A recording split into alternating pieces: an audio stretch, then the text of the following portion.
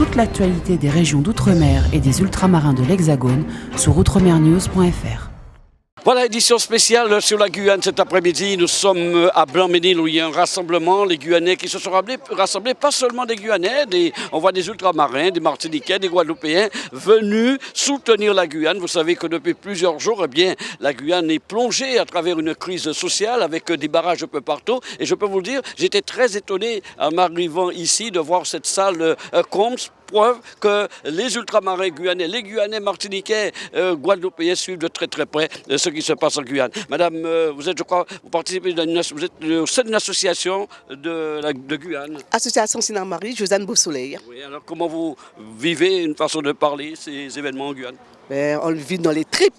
Dans les tripes parce qu'on ne peut pas rester sans rien faire par rapport à ce qui se passe dans notre pays. Voilà, d'où l'idée de se réunir aujourd'hui, c'est un moment très fort. Alors, je vous dis ça, franchement, c'est très fort. Réunir autant de Guyanais, en même temps, c'est très fort ce qui se passe là-bas. C'est la première fois en Guyane, c'est inédit que de l'ouest à l'est, que toute la population se réunit, voilà, pour se mobiliser, pour dire ça suffit. Chez nous, nous, radio créole, Guyanais, nous banquons ça. Ouais. Voilà, ça suffit. On en a marre. Hein? Moi, je suis parti, j'avais 19 ans. Hein? On nous donne des petites miettes. Maintenant, on ne veut plus des miettes. On veut participer au gâteau. On veut manger le gâteau. Ça suffit. Alors, monsieur Jeune, alors comment vous vivez, comment vous suivez ces événements qui se déroulent? Moi, franchement, honnêtement, je vous dis la vérité. Je m'appelle monsieur Guillaume Giovanni. Moi, j'ai un peu marre de voir tout ce qui se passe en Guyane. J'étais en Guyane il n'y a pas longtemps. Je suis rentré en France parce que voilà, en Guyane, c'est vraiment, on n'a pas de travail. Au niveau pour les jeunes, on n'a pas de travail. Il n'y a que la délinquance. On en a un peu marre. On a besoin que, moi j'ai des enfants, j'ai besoin de voir que mes enfants, quand ils grandissent en Guyane, ils sont en sécurité. Personnellement, il n'y a pas de sécurité en Guyane. Quand on voit qu'on braque des grands-mères pour une chaîne en or ou pour de la miette, des trucs que si tu peux travailler à la sueur de ton front comme nos parents nous ont appris, que tu peux avoir, franchement, c'est écœurant. Et à certains niveaux, on commence à en avoir marre. On a besoin de montrer que les Guyanais, on n'est pas là pour foutre la merde. On a besoin de montrer que les Guyanais, on est là pour notre pays. On a besoin d'un impact important. Et pour moi, ce n'est pas encore assez. Il manque encore un peu plus, mais c'est déjà bien. Montrer que les Guyanais, on est solide, on est là, on est motivé, on est toujours derrière les Guyanais, derrière notre pays. Madame, vous êtes satisfaite de ce rassemblement, beaucoup de monde ici, je le disais. Comment vous-même vous suivez ces événements en Guyane? On suit les événements de très près en Guyane. De toutes les façons, on est basé ici. Le cœur nous arrache. On a le cœur complètement arraché de voir nos familles, nos amis, des personnes qu'on ne connaît pas qui sont sur le front, qui se font gazer, nos élus. Donc, nous, de notre côté, on est très frustrés, voire plus que frustrés par rapport à la population qui est là-bas, puisque nous ne pouvons rien faire. Donc, la chose qu'on a voulu faire aujourd'hui, c'est mobiliser, montrer qu'en France, il y a des Guyanais et qu'on soutient à 100% ce qui se passe en Guyane. Qu'importe ce qui devra arriver, on soutient. On est là pour ça. Nous banquer ça. Nous banquer ça, ouais. Voilà. Également, monsieur, un mot sur ce qui se passe? Mais moi, je rejoins mes compatriotes pour dire que voilà, nous banquer ça, on a marre. Et je ne vais pas parler plus longtemps parce que moi, maintenant, c'est action et réaction. On est parti. Maintenant, nous, on est prêts à descendre dans les rues. On est prêts à montrer à Paris que voilà, la Guyane, elle est là. Ça fait longtemps qu'on travaille pour la France. Ça fait longtemps qu'on donne, on donne de nous-mêmes, on donne, nos parents ont donné. Maintenant, on est là. Moi, maintenant, nous, on veut descendre dans la rue. Concernant les actions, l'objectif, la finalité de la réunion aujourd'hui, c'est prendre des décisions. On prendra des décisions pour donner une visibilité à ce qu'on fait aujourd'hui. Les médias n'en parlent pas beaucoup, mais ils vont en parler parce que peut-être que la maison brûle. On ne veut pas dire que nous, on dira que la maison, elle brûle. Voilà, elle brûle. Et charge à l'État d'éteindre le feu parce qu'on ne s'arrêtera pas là. Voilà. Donc on peut s'attendre à d'autres initiatives. Ah oui, tout à fait. Ah oui, oui, oui. Ah, rassemblement de la capitale. Rassemblement, beaucoup d'initiatives. Voilà. Plus rien ne rentre, plus rien ne sort en Guyane. Là maintenant, là, la France va voir qu'en fait la Guyane existe, mais c'est une économie pour la France.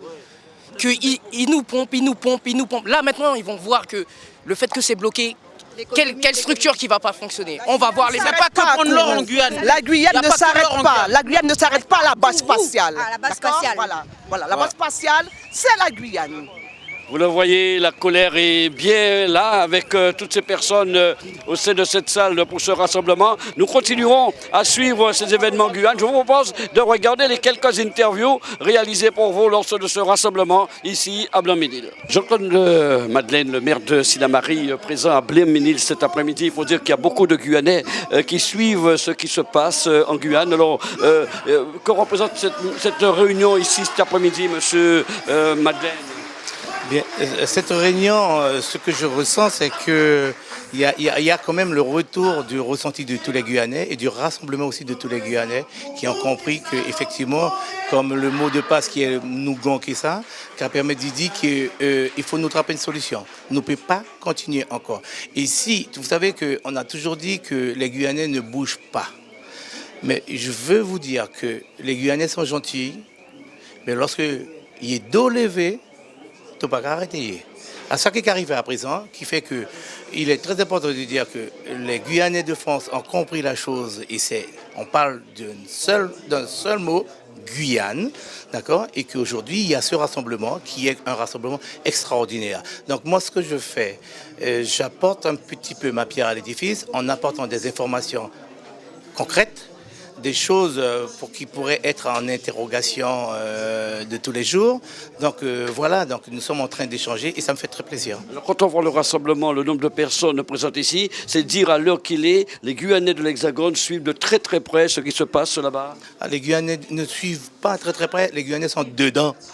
Et c'est ce qu'il faut comprendre. Il n'y a plus de suivre, ça veut dire que la virgule qui est sortie en Guyane est déjà en France. Donc c'est ce qui est important. Les Guyanais de France ne suivent plus, c'est ce que j'ai compris. Les Guyanais de France sont dedans.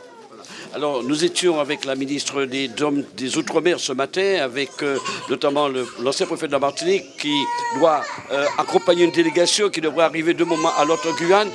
Vous êtes optimiste, vous attendez beaucoup de choses de la présence de cette délégation en Guyane? Personnellement, non. Personnellement, non.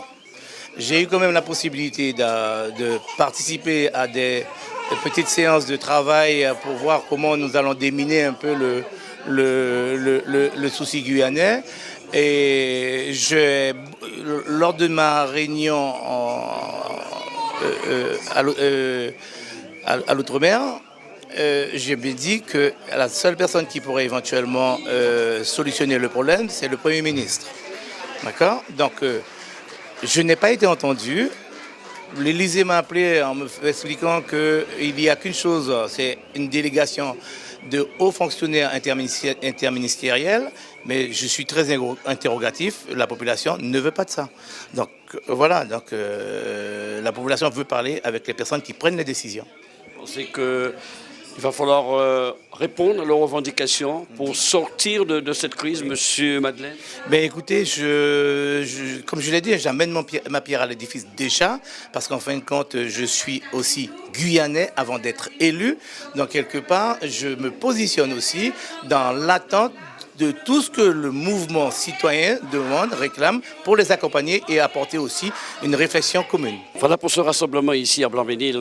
Je vous le disais, des Guyanais se sont mobilisés, ils continuent à se mobiliser, ils continuent à suivre ce qui se passe au niveau de cette crise sociale en Guyane. Sylviane Sédia, qui préside de cette réunion, on est un petit peu étonnés, mais ça prouve que les Guyanais suivent, je le disais, le mouvement Guyane. Ils sont très très nombreux. Pourquoi ce rassemblement? Parce que ce qui se passe en Guyane, c'est une situation très préoccupante qui concerne les Guyanais, mais aussi l'ensemble des ultramarins. Ça nous rappelle 2009.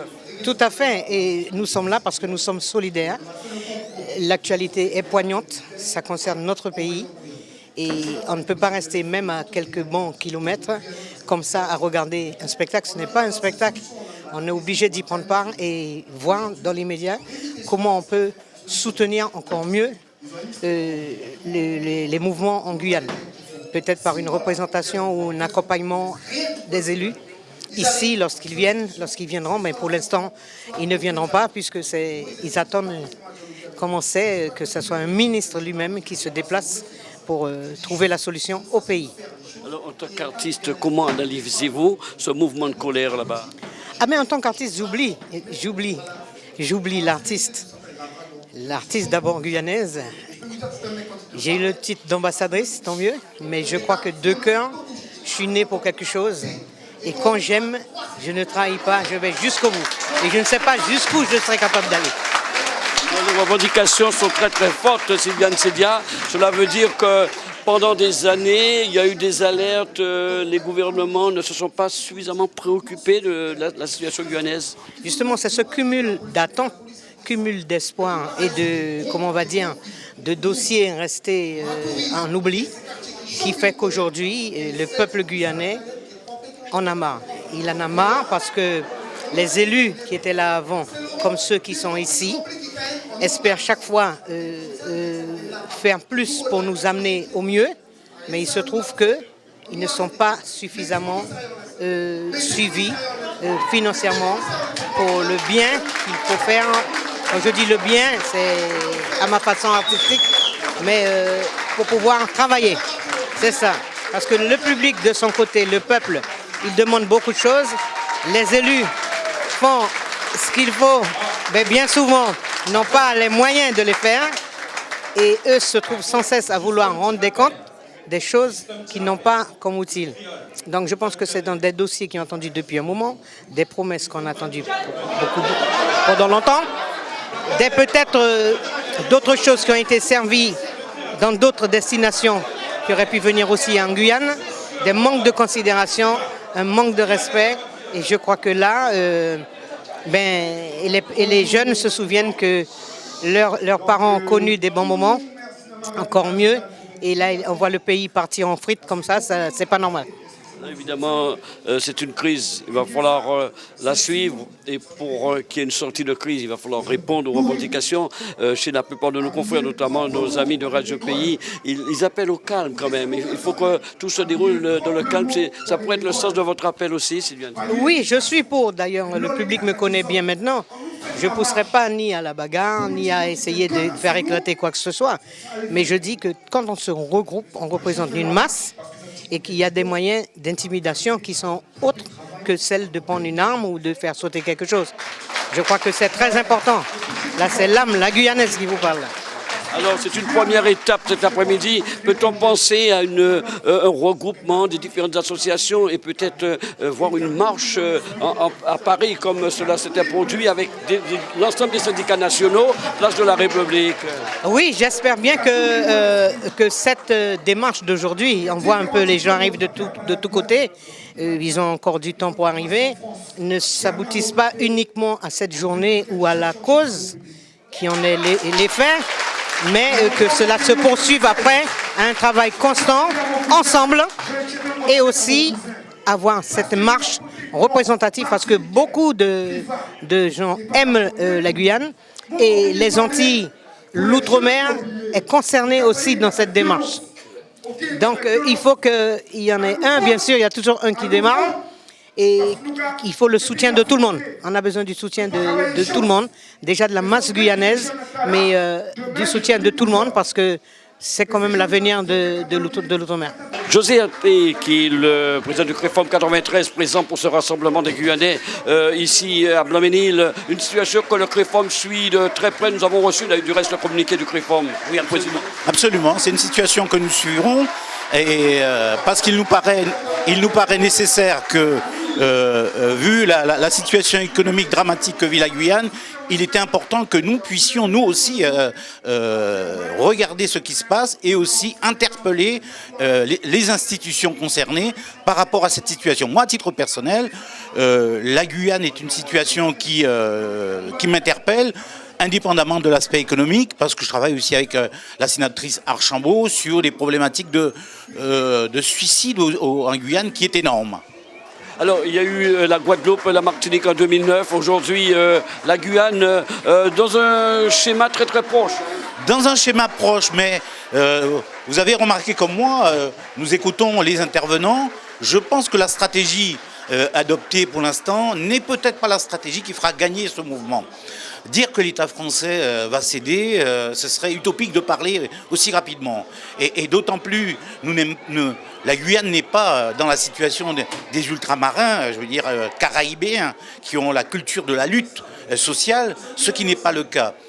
Et je pense, d'ailleurs avec Daniel qui est à côté de moi, nous pensons que la stratégie qui est mise en place aujourd'hui n'est peut-être pas la bonne stratégie. Il faut une stratégie plus conquérante où on importera le mouvement ici, comme on l'avait fait en 2009 avec des manifestations à Paris, en intégrant des dirigeants syndicaux hexagonaux dans le mouvement. Sylviane Cézé, on en parlait, peut-être monter une organisation en Paris avec les syndicats nationaux. Voilà, il faudra aller plus loin que ce rassemblement. Absolument, absolument. Ce rassemblement ne permettra pas d'être un soutien réel dans le combat, que mènent ceux qui sont là-bas. À savoir qu'un combat de ce type-là pour faire changer un gouvernement, il faut déjà à sa tête un leader charismatique. Ont-ils un leader charismatique? On ne sait pas. Vous êtes de nombreuses associations en solidarité cet après-midi ici à Blanc-Ménil avec la Guyane pour ce rassemblement. Daniel Dalin. Alors Daniel, votre présence symbolise quoi pour les Guyanais qui sont nombreux parce qu'ils suivent ces événements là-bas? Alors moi je suis là à double titre. Je suis là parce que je suis le président du collectif DOM, collectif des Antillais guyanais et réunionnais. Et je suis aussi le secrétaire général du CREFOM. Mais c'est plutôt, aujourd'hui, c'est le collectif d'hommes qui s'exprime. Je suis venu apporter notre soutien à nos amis guyanais, non pas parce que, comme je l'ai dit tout à l'heure, rappelons-nous, en 2009, les événements sociaux ont démarré avec la Guyane. Et je suis venu aussi pour leur dire que, fort de l'expérience de ce qui s'est passé avec la Martinique et la Guadeloupe, qu'il faudra se mobiliser et exporter le conflit, c'est peut-être un bien grand mot, en tout cas exporter la revendication dans la rue. Parce que si nous ne témoignons pas envers la Guyane ce soutien-là, nous ultramarins qui vivons en France, nous ne leur apporterons pas ce soutien-là, je crains que ce mouvement soit condamné d'avance. Alors comment expliquer, Daniel Dalin, cette succession de phénomènes sociaux, la Guadeloupe, la Martinique, aujourd'hui la Guyane, socialement, politiquement, économiquement, comment vous l'expliquez? Parce que la Martinique, la Guadeloupe et la Guyane sont encore gérées comme des colonies. Nous savons très bien ce qu'est une colonie. La colonie produit et le fruit de la colonie est exporté vers la métropole. Alors nous sommes devenus départements, nous sommes devenus collectivités, mais il n'en demeure pas moins que le système mis en place fait que nos élites sont condamnées à partir vers la métropole avec des difficultés pour revenir, puisque les postes sont remplacés par des métropolitains et que ce système perdure depuis 1946 à la création des départements. Alors évidemment, la grève de la Guadeloupe, le conflit 2009, 45 jours, là ça débute. Difficile de parler d'une sortie de crise. Comment vous analysez? Comment vous voyez les choses? Moi, je pense que le gouvernement ne bougera pas parce que le gouvernement est pieds et poings liés avec l'approche des élections présidentielles. Ils ont envoyé une délégation interministérielle, c'est bien, mais nous verrons bien que de cette délégation accouchera une souris. Aucune décision valable ne peut être prise puisque les travaux de l'Assemblée nationale sont déjà terminés, puisque le gouvernement est maintenant à gérer les affaires courantes et que, en fait, je crains que ce soit de la poudre aux yeux que d'envoyer une délégation interministérielle. Quelles décisions vont-elles prendre? Le besoin de la Guyane, le besoin des Guyanais, il est légitime.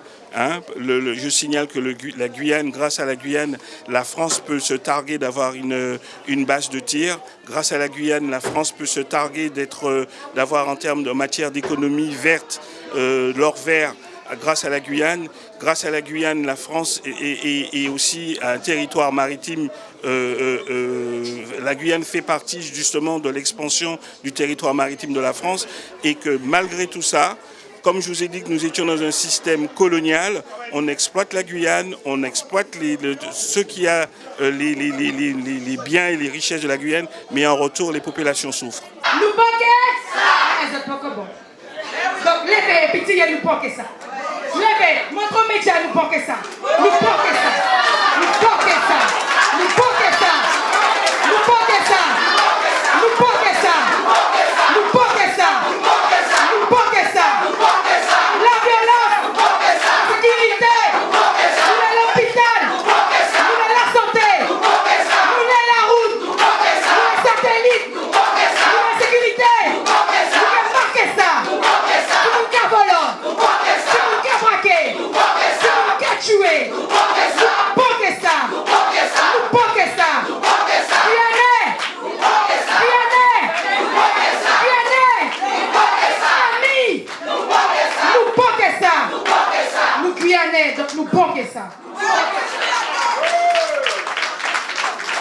débat est ouvert.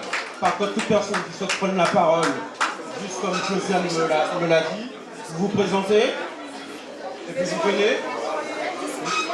Soyez court, bref, synthétisez. Donc le débat est ouvert. Donc je serai la première personne à vouloir s'exprimer.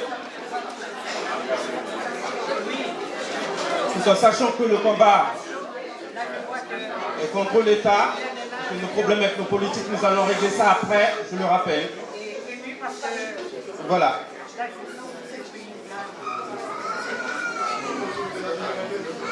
Bonjour. On m'entend?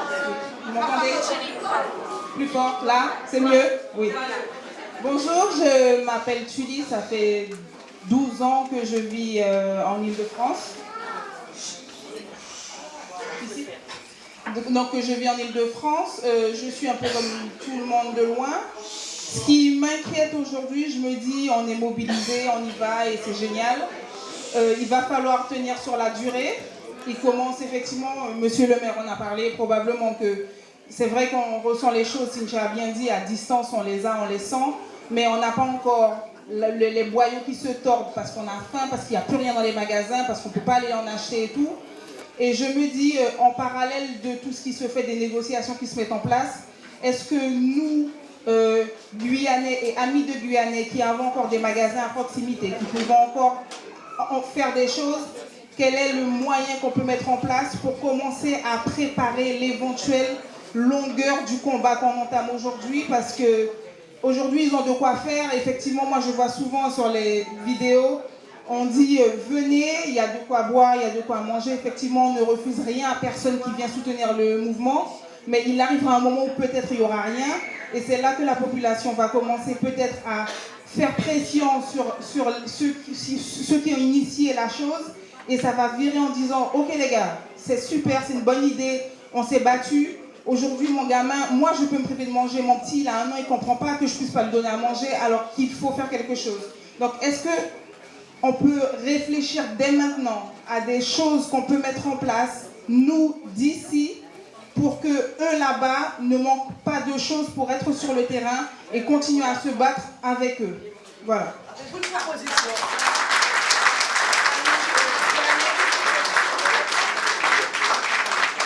Madame me demandait, est-ce que j'ai une proposition? Pour moi, le plus gros problème, c'est comment on fait arriver les choses. Je suis sûre qu'ici, tout le monde peut contribuer de sa façon, un pack d'eau ou quoi que ce soit, oui, mais le gros problème, c'est comment on fait pour emmener tout ça là-bas. Moi, je n'ai pas la solution à ça. Je ne sais pas du tout comment faire. Les avions ne partent plus. Je ne sais pas ce qu'il en est pour le port. Et si c'est le port la solution, il faut s'en occuper maintenant parce que les délais d'acheminement vont être extrêmement longs. Et il faut voir aussi sur place tout de suite qui c'est qui peut nous aider à faire entrer ça. Parce que si l'État décide qu'ils veulent nous mettre en embargo et bloquer à ce niveau-là, ils peuvent faire en sorte que les choses soient ralenties et que n'arrivent pas à temps pour laisser le temps aux locaux de se décourager. Donc je suis sûre qu'on peut contribuer, mais le gros problème c'est le transport, la logistique, comment on emmène tout ça là-bas. Oui, On va répondre. Donc, pour répondre, excusez-moi. Comme je vous ai dit, vous faites signe à Cynthia que vous souhaitez intervenir. Faites signe à Cynthia que vous voulez intervenir. Et vous venez lui dire votre proposition. Mais sur cette situation, très sincèrement, je n'ai pas peur. Cynthia, est-ce qu'on a une autre personne qui souhaite intervenir? Donc, comme on a dit, on se présente. On est bref et on synthétise. Alors, je me représente rapidement, donc Ernestine Bocage. Donc, un peu comme M. Madeleine, je suis arrivée ici par hasard parce que je suis venue au salon du livre. Je suis guyanaise de cœur, ça fait 18 ans que je suis installée à Poitiers. Mais moi, je dirais tout de suite qu'il ne faut pas qu'on fasse durer, enfin, il ne faut pas qu'on fasse durer les choses. Voilà. C'est-à-dire qu'il faut dans notre esprit se dire que l'État doit et peut intervenir rapidement. Pourquoi? Parce que la situation, elle est connue. Elle est connue depuis Léon Gontran Damas, elle est connue depuis Pierre-Félix Athénault dans Vétéran, elle est connue parce qu'ils ont déjà fait X plans. la situation est connue. Le problème qui se pose, c'est qu'ils ne prennent pas les décisions sérieuses. Donc ce que nous devons faire maintenant, c'est les amener à prendre des décisions sérieuses. Il ne faut pas qu'on attende qu'on affame nos enfants, qu'on affame nos personnes âgées. La situation du CMK, bon, peut-être qu'elle est nouvelle, mais la situation de la santé en Guyane, elle est connue depuis longtemps. Jusqu'à présent, il n'y a jamais eu de décision sérieuse par rapport à la Guyane. Voilà tout ce qu'on a à dire. On a soulevé le problème, donc c'est très bien. Moi, je ne connaissais pas les 500 frères. Moi, j'ai découvert les 500 frères sur WhatsApp. On m'a envoyé un WhatsApp. Quand j'ai vu ça, je me suis dit, waouh, ça m'a fait penser tout de suite au film qu'ils étaient 300. Moi, voir des gars comme ça qui se mobilisent. Après, quand j'ai su qu'il y avait les syndicats qui s'étaient agrégés, qu'il y avait d'autres associations, je me suis dit, ça y est, les Guyanais sont levés. Mais ce n'est pas la première fois que les Guyanais se lèvent. Les Guyanais se sont déjà levés plusieurs fois. Et souvent, ça n'aboutit pas. Donc cette fois-ci, il faut que ça aboutisse. Pour que ça puisse aboutir, il faut qu'il y ait de la détermination et qu'on garde un seul cap. Ce n'est pas la peine de refaire des listes de revendications. Ils les connaissent, les revendications. Maintenant, ce que nous voulons, ce sont des résultats, qu'ils prennent les décisions. Et nous, ce qu'on doit suivre, c'est la portée des résultats. Voilà ce que je voulais vous dire. Merci.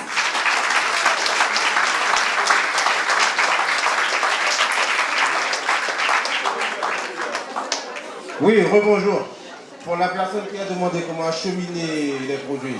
Donc, comme je me rappelle, je travaille dans les nouvelles technologies. Je propose un site internet.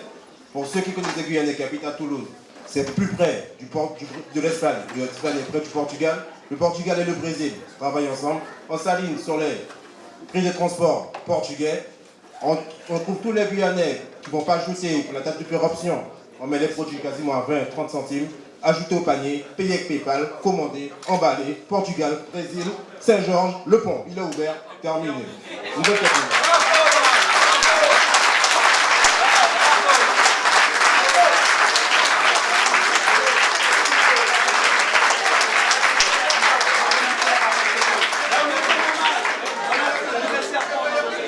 S'il vous plaît. En espérant qu'on ne va pas arriver jusque-là. Oui, la société guyanaise, Montmounier. On sait aussi que l'État français attend le désaccord, comme tu as dit. Attend que les Guyanais se lassent. Attend que les Guyanais ne montent pas l'unité. Par Eliette, je viens d'apprendre que l'État français va faire le forcing pour faire quand même, pour transporter la fusée, mais ils seront forcés par les barrages. Et je pense que, enfin, c'est pas une question que je veux poser. Ou alors, mon idée, c'est que il ne faut pas qu'on laisse tomber. Parce que même si l'État français va faire le barrage, je pense quand même qu'il y aura quand même un corps à corps. Je ne veux pas qu'il y ait du sang, mais je sens que cette partie-là sera difficile. Parce qu'ils ne vont pas lâcher, et nous, on risque d'être...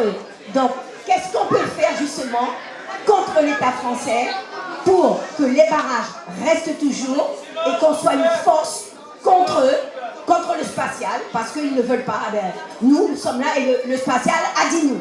Voilà, c'était juste voilà, une idée qui me venait et que je pense que là, il y aura peut-être le forcing. Oui, mais nous avons bloqué quand même. Alors, juste, s'il vous plaît, on est...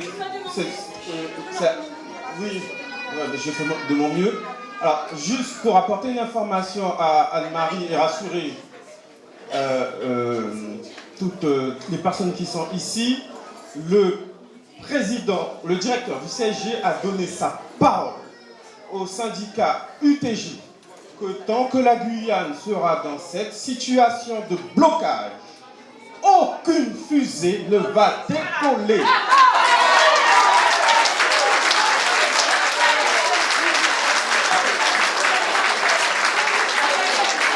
Écoutez bien, il est très important que vous notez ce que je vais vous dire.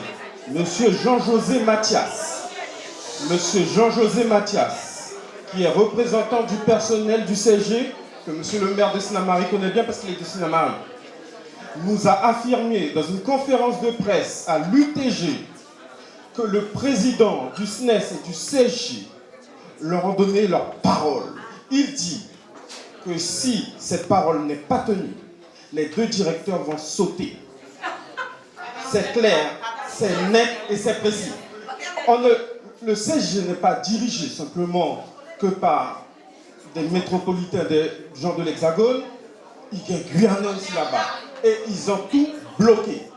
La fusée est déjà sur son pas de tir. Elle ne sera pas lancée. C'est clair. Aujourd'hui, on est là pour ça parce que nous boquons. Nous boquons. Nous boquons. Les autres boquons bon. Donc, levez, petit, nous boquons ça. Levez, montre métier, nous boquons ça. Nous boquons ça. Nous boquons ça. Nous boquons ça. Nous boquons ça. Nous boquons ça. Nous boquons ça. Nous boquons ça. La violence. La sécurité. Nous l'hôpital. Nous la santé. Nous la route. Nous les satellites. Nous la sécurité. Nous marquons ça. Nous volons. Nous braquer. Nous tuer. Nous boquons ça. Nous boquons